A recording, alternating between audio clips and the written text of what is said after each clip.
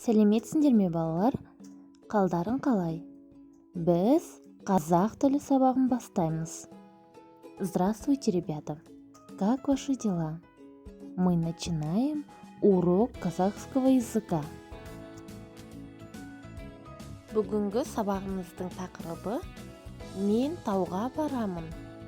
Я пойду в горы. Жаңа сөздерді есте сақтаймыз. Запоминаем новые слова. Тау – гора. Ағаш – дерево. Гүл – цветок. Бірінші тапсырма. Тыңдаймыз, қайталаймыз. Сен қайда барасың? Мен тауға барамын. Қане қайталаймыз. Сен қайда барасың? Мен тауға барамын. Келесі тапсырма. Сұраққа жауап бер. Бала қайда барады?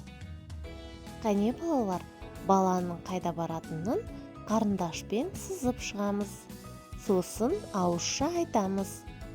Бала тауға барама, бала мектепке барама, әлде бала үйге барама. Қане айтып, сызып көр. Балалар, келесі тапсырма бойынша тыңдаймыз, қайталаймыз. Мен тауға барамын. Тауда ағаштар, гүлдер бар. Қане қайталаймыз және таудың суретін саламыз. Ал жұмыс дәптерлеріңе суретте көрсетілген жазуды жазып шығыңдар. Балалар, жарайсыңдар. Бүгінгі сабағымыз аяқталды. Келесі сабаққа дейін сау болыңдар.